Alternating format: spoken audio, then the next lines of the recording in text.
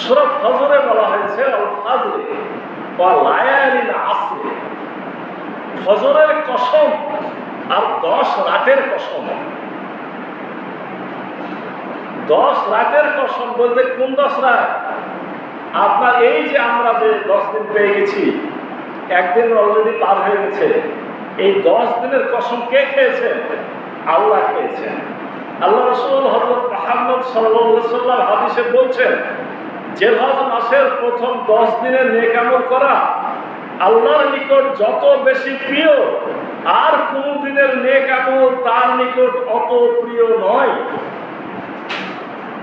আমরা রমজান মাসের গুরুত্ব মর্যাদা শুনেছি, আমরা মুহররম মাসের আলোচনা করি, কিন্তু এই হাদিসে আল্লাহ রাসূল কি বললেন খুব খেয়াল করি, কারণ আমরা সাধারণত জিলহজ মাসের 10 দিনকে বেশি গুরুত্ব দিই না, মনে করি যে হাজিরা হজ করতে গেছে এটা তাদেরই দায়িত্ব। না, তারা আমাদের ভাই, এটা আমাদেরও দায়িত্ব।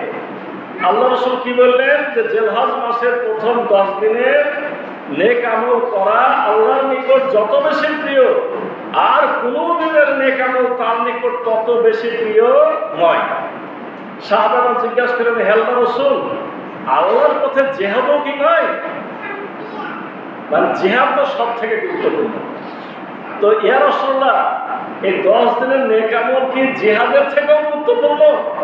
আল্লাহ রাসূল হযরত মুহাম্মদ সাল্লাল্লাহু আলাইহি সাল্লাম বললেন, আল্লাহর পথে জিহাদও প্রিয়তর নয়। আল্লাহর পথে জিহাদের থেকেও এই 10 দিনের নেক আমল আল্লাহর কাছে বেশি প্রিয়। তবে ওই ব্যক্তি ছাড়া যে ব্যক্তি নিজের প্রাণ ও সম্পদ নিয়ে জিহাদে বেরিয়ে গেল এবং কোনো কিছুই নিয়ে আর ফেরত আসলো না, তবে ওর সমান তোমরা হতে পারবে না। যে ব্যক্তি জিহাদের মাঠে যে শহীদ হয়ে গেছে তার সমান তোমরা কিন্তু হতে পারবে না।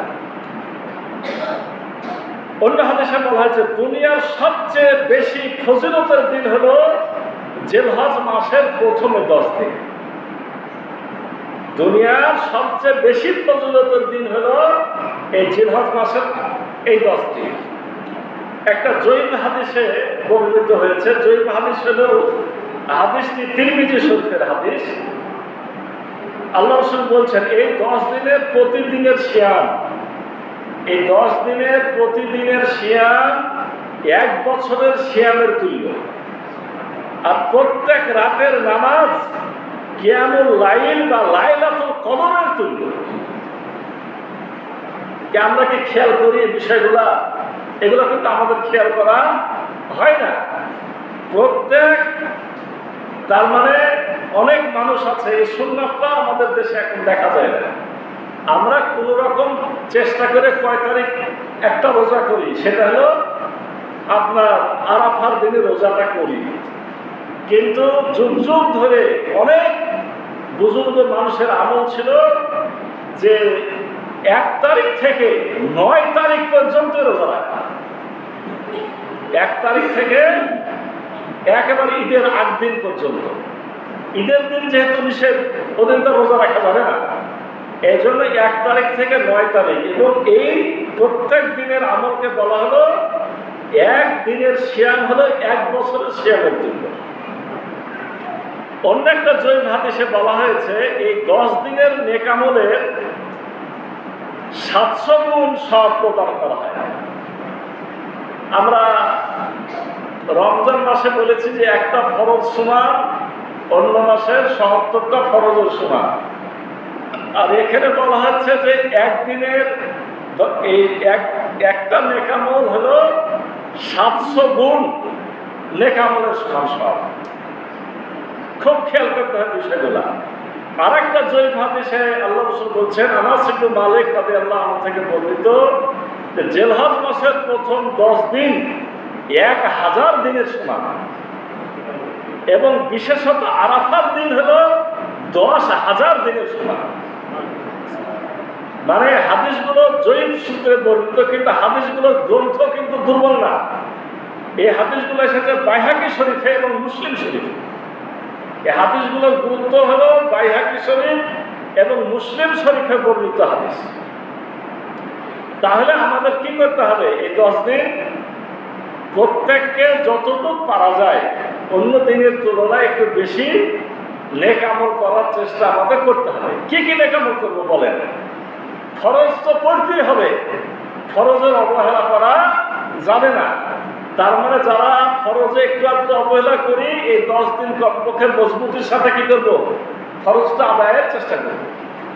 আর যত রকমের নফল আছে, যেমন জিকির, দোয়া, ইস্তেগফার, নফল নামাজ, নফল রোজা, কোরআন তেলাওয়াত, সালাত, সালাম, বেশি বেশি মানুষকে সালাম দেওয়া, আল্লাহর উপর বেশি বেশি দরুদ পড়া, দান সৎকার করা, মানুষকে সাহায্য করা, যে কোনো জীবজন্তুর সেবা করা, অসুস্থ মানুষকে দেখতে যাওয়া, মানুষকে দিনের পথে ডাকা অর্থাৎ দায়ীলা ভূমিকা রাখা, এগুলা আমাদের যার যতটুকু বেশি বেশি করা সম্ভব আমরা ইনশাআল্লাহ করার কি চেষ্টা করব। আল্লাহ রাসূল হযরত মুহাম্মদ সাল্লাল্লাহু আলাইহি সাল্লাম আমাদেরকে এই 10 দিনের আর একটা গুরুত্বপূর্ণ নেক আমলের কথা বলেছেন। সেটা কি? সেটা হলো এই 10 দিন কিন্তু চুল, দাড়ি, নখ এগুলা কাটা যাবে না, পশম উপড়ানো যাবে না। এখন কেউ হয়তো আজকে কেটে ফেলেছেন, আমি একটা বিষয় শুধু আপনাদের বলি, করার কথা বুধবার সন্ধ্যার আগে। যতটুকু পরিষ্কার পরিচ্ছন্ন হওয়ার দায়িত্ব এটা ছিল কখন? বুধবার সূর্য ডোবার আগে। এখন মনে করেন যে আজকে যারা সেদিন থেকে রেডি হয়ে আছেন তারা তো আলহামদুলিল্লাহ, তারা তো একটা বড় সুযোগ নিয়ে নিয়েছে। কিন্তু যারা হয়তো খেয়াল করেননি, আজকে শুনছেন, তারা কি করবে? আসলে তাদেরও দায়িত্ব যখন শুনলাম তখন থেকে আমলটা শুরু করে দেওয়া। এই কথাকে আপনারা পরিষ্কার? যারা সচেতন তারা তো বুধবার সূর্য ডোবার আগে যার যতটুকু পরিষ্কার পরিচ্ছন্ন হওয়া দরকার হয়ে গেছে। আর কেউ মনে করেন যে খেয়াল করেননি, আজকে শুনছেন, তার দায়িত্ব কিন্তু এখন থেকেই। এটা লাভ কি হবে? আল্লাহ রাসূল হযরত মুহাম্মদ সাল্লাল্লাহু আলাইহি ওয়াসাল্লাম বলছেন, যে ব্যক্তি আপনার কুরবানির দিনে কুরবানি দেওয়ার নিয়াত করেছে সে যেন এই 10 দিন চুল, দাড়ি, নখ বা কোনো পশম উত্তোলন কি না করে। তাহলে যে ব্যক্তি কুরবানি দেওয়ার ইচ্ছা পোষণ করেছে সে যেন এই কাজটা না করে, তাহলে তার কুরবানির নেকি আল্লাহ রাব্বুল আলামিন তাকে যথার্থ পরিমাণ দেবেন। আর কেউ যদি কুরবানির সামর্থ্য রাখেনি, আল্লাহ রাসূল বলছেন, ইয়া রাসূলুল্লাহ, আমার বাড়িতে একটাই দুধের পশু আছে, মানে একটা ছাগল হোক, বেড়া হোক বা যেটা আছে দুধ দেয়, তো ওটাই কি আমি কুরবানি দিয়ে দেবো?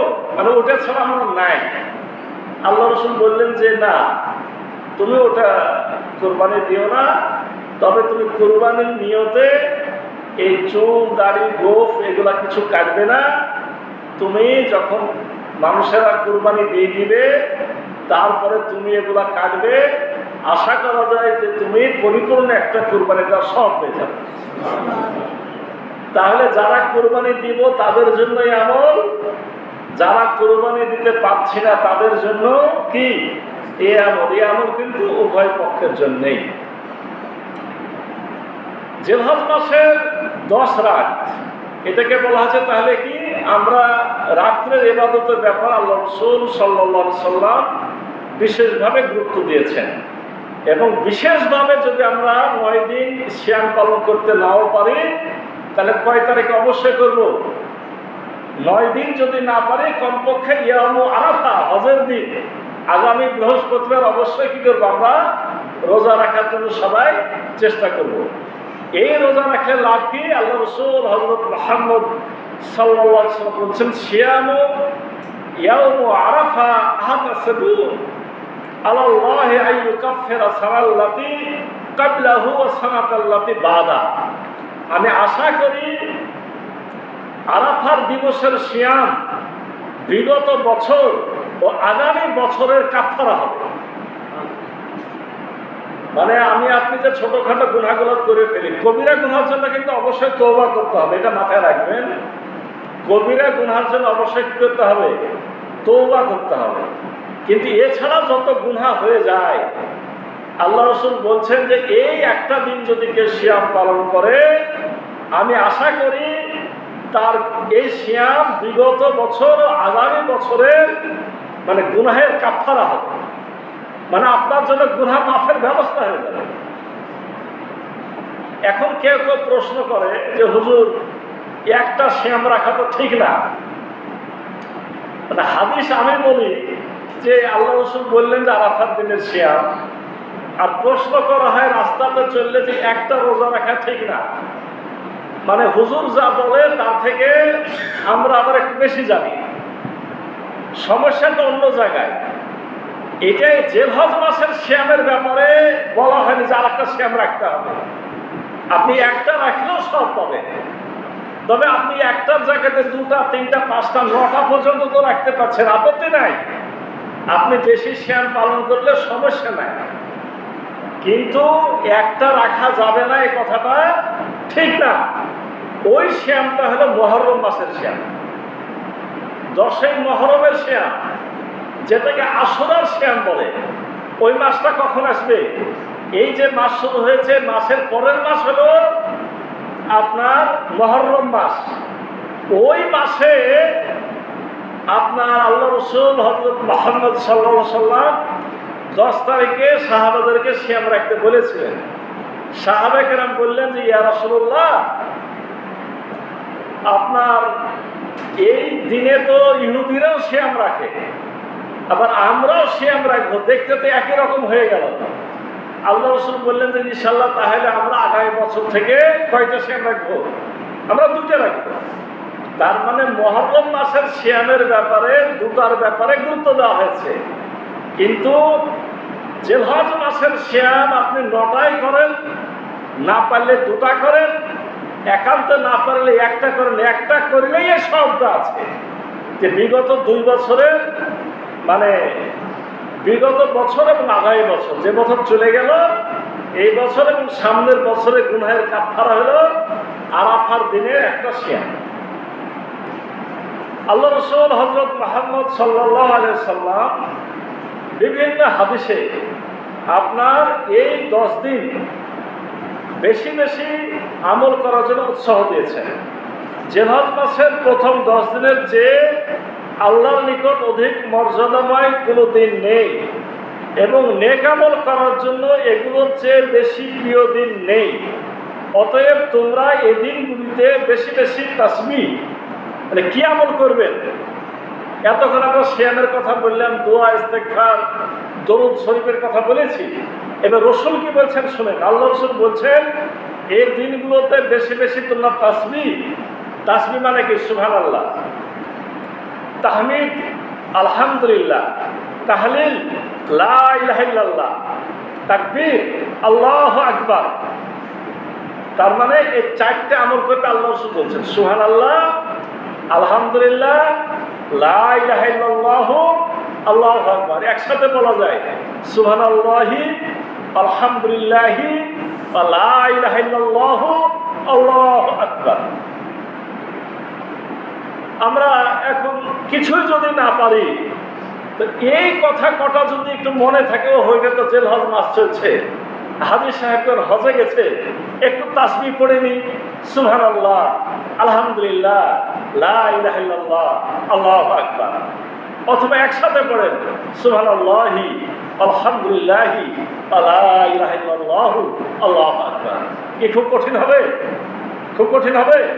ইনশাআল্লাহ আমরা এই আমলটা করার চেষ্টা করবো। অন্য হাদিসে আল্লাহ রাসূল বলেছেন বেশি বেশি তাহলিল, তাহলিল মানে লা ইলাহা ইল্লাল্লাহ, তাকবীর ও আল্লাহর জিকির করবে।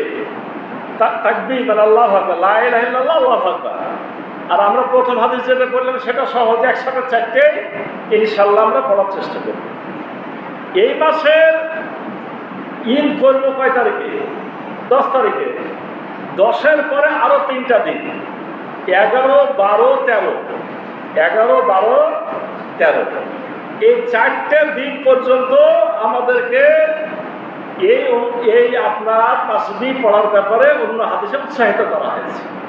কারণ হাজী সাহেবগণ 9 তারিখ থেকে তাকবীর পড়া শুরু করে, 10 তারিখে পড়ে। আবার মিনার মাঠে 11, 12, 13 থাকার নিয়ম, যদিও বেশিরভাগ এখন 11, 12 থাকে। তা আমরা তো ওখানে যাইনি, আমরা 13 তারিখ পর্যন্ত কি করব, আমরা এই আমলটা করার চেষ্টা করব। তাহলে মোট হবে কয় রাকাত? 23 রাকাত। খুব খেয়াল করেন, মোট হবে 23 রাকাত। বলছে 23 ওয়াক্ত সালাতে আমরা এই সুবহানাল্লাহি আলহামদুলিল্লাহ লা ইলাহা ইল্লাল্লাহু আল্লাহু আকবার এটা বলার চেষ্টা করব 23 ওয়াক্ত। 23 ওয়াক্ত মানে 9 তারিখ আপনার, অর্থাৎ ঈদের আগের দিন ফজর থেকে শুরু। তাহলে 9 তারিখে 5 ওয়াক্ত, 10 তারিখে 5 ওয়াক্ত, কয়েকটা হলো? ঈদের দিন সহ 10 ওয়াক্ত হলো। এবার পরে আরো 2 দিন 11, 12, তাহলে আর 10 ওয়াক্ত। 10, 10 কত? 20। আর 13 তারিখ শেষের দিন সূর্য ডোবার আগ পর্যন্ত, মানে আসরের ওয়াক্ত পর্যন্ত, অর্থাৎ ফজর, জোহর, আসর কত হলো? 23 ওয়াক্ত সালাত পর্যন্ত আমাদের এই বেশি বেশি এই তাকবীর, তাহমিদ, তাসবিহ, তাহলিল এগুলো করার ইনশাআল্লাহ আমরা চেষ্টা করব। সম্মানিত উপস্থিতি, জিকির অর্থ হলো আল্লাহকে স্মরণ করা। মানে আমরা যে কথাগুলোই বলি না কেন অর্থ বোঝার চেষ্টা করব।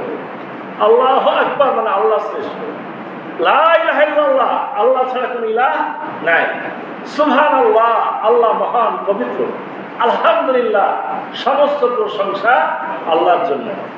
আমরা বুঝে বুঝে যদি একবারও পড়ি তার যে দাম, আপনি না বুঝে 1000 বার পড়লেও কিন্তু সেই দাম কিন্তু পাওয়া যাবে না।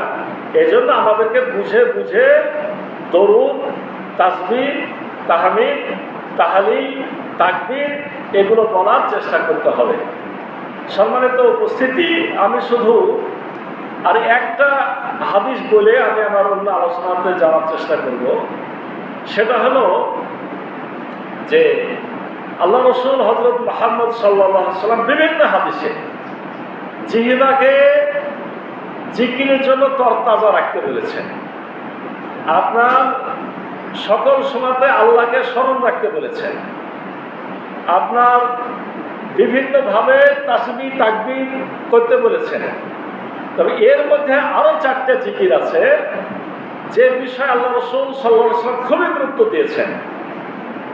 সেটা হলো যে মাসনুন জিকিরের মধ্যে লা ইলাহা ইল্লাল্লাহু ওয়াহদাহু লা শারীকা লাহু লাহুল মুলকু ওয়া লাহুল হামদু ওয়া হুয়া আলা কুল্লি শাইইন কাদির। আমরা তো 4টা বুঝে ফেললাম।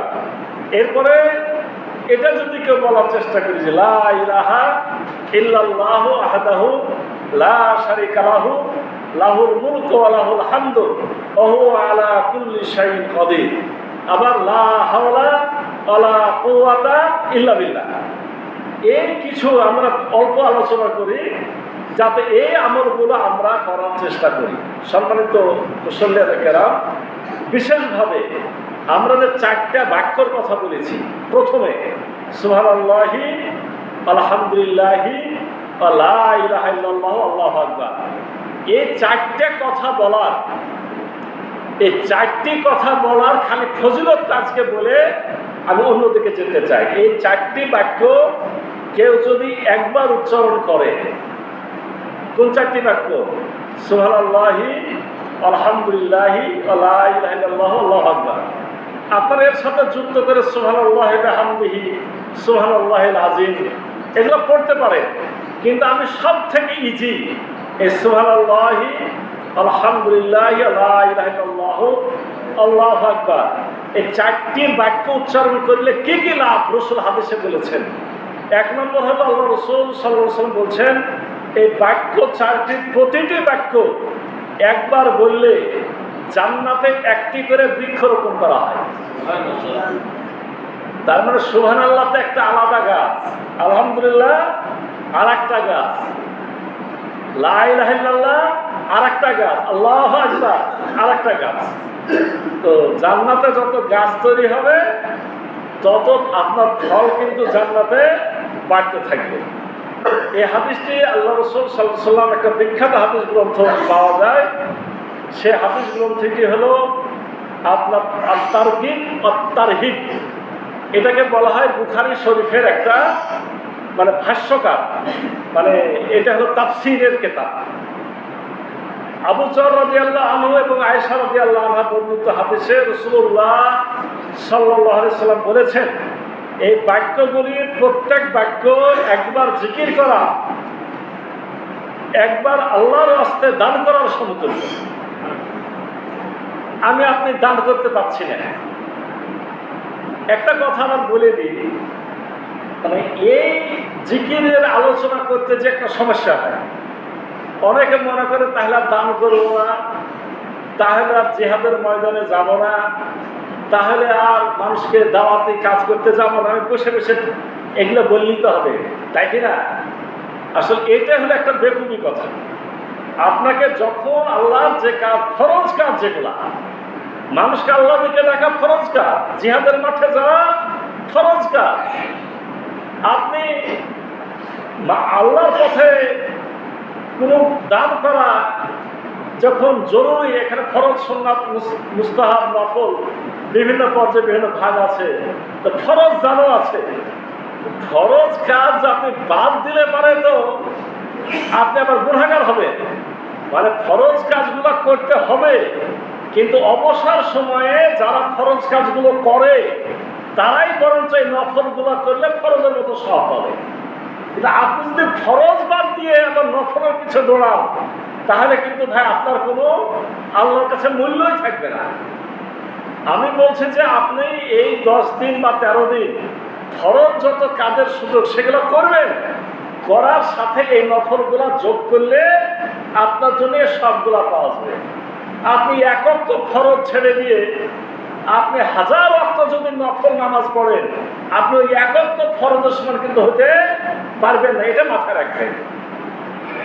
আমি যেটা বলছিলাম যে হযরত আবু যর এবং মা আয়েশা রাদিয়াল্লাহু আনহা বর্ণিত হাদিসে রাসূলুল্লাহ বলছেন, এই বাক্যগুলির প্রত্যেকটি বাক্য একবার জিকির করা একবার আল্লাহর রাস্তায় দান করার সমতুল্য। এটা মুসলিম শরীফের হাদিস।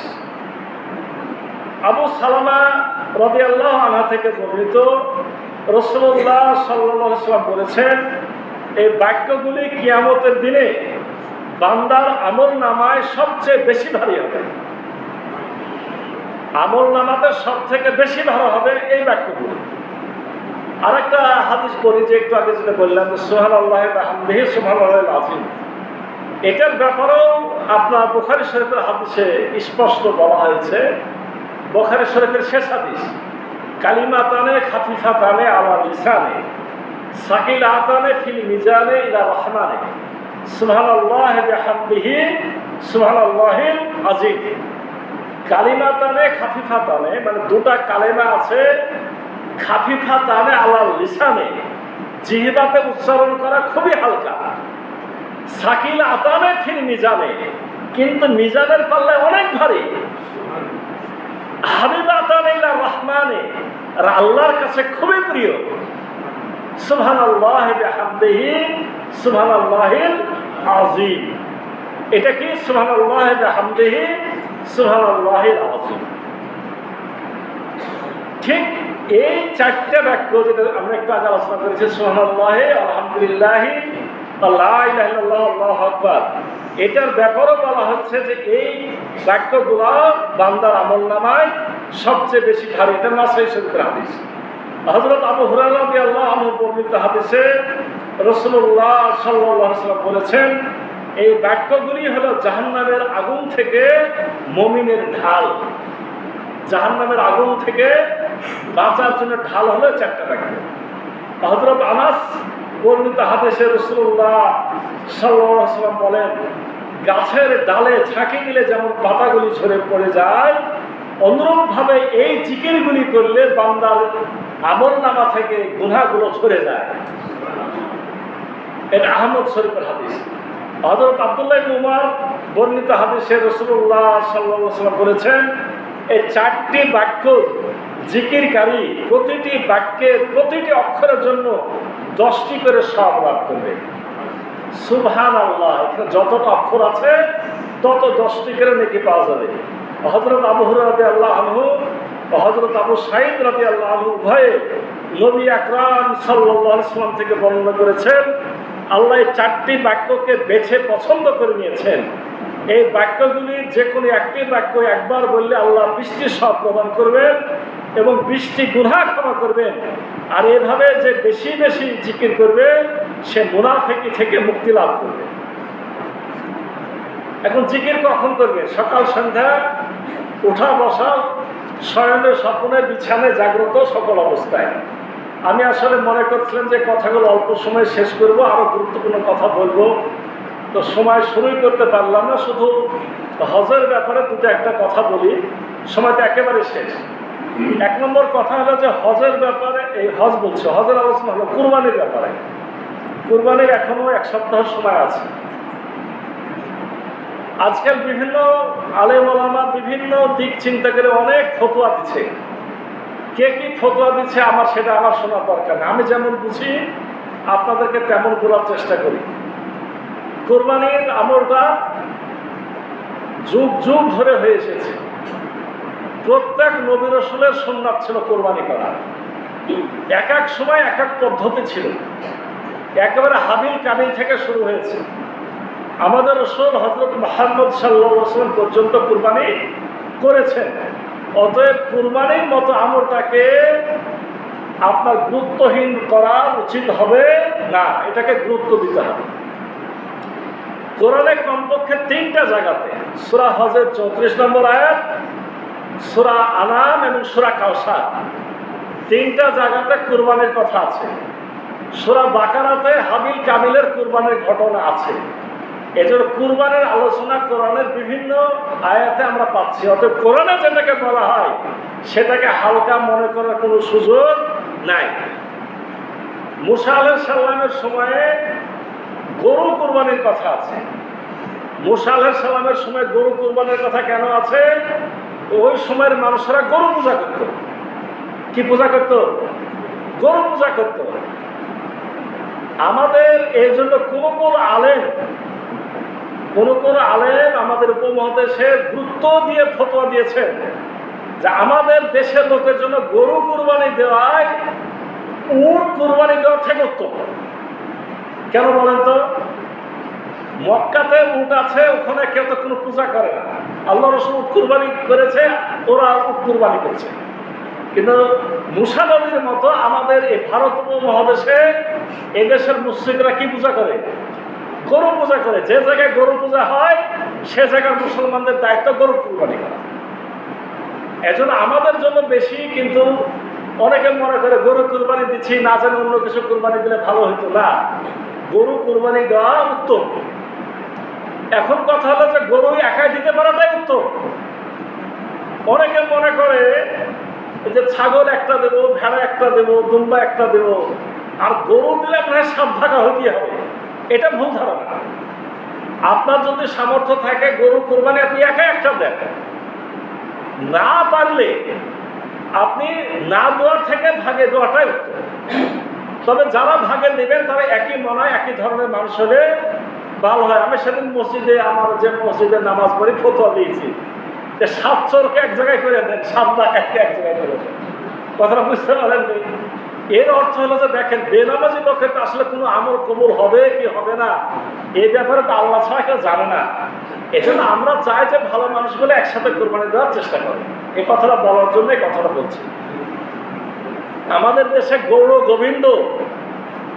গোবিন্দ এই কুরবানি একজন ছেলে, মুসলমানের ছেলের আকিকার জন্য কুরবানি করেছিল।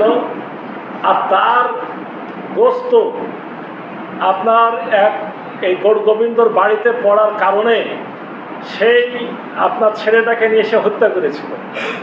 এর প্রেক্ষিতে আমাদের দেশে শাহজালাল রহিমাহুল্লাহ এসেছিলেন যুদ্ধ করতে, এসে আমাদের দেশটাকে স্বাধীন করেছিলেন।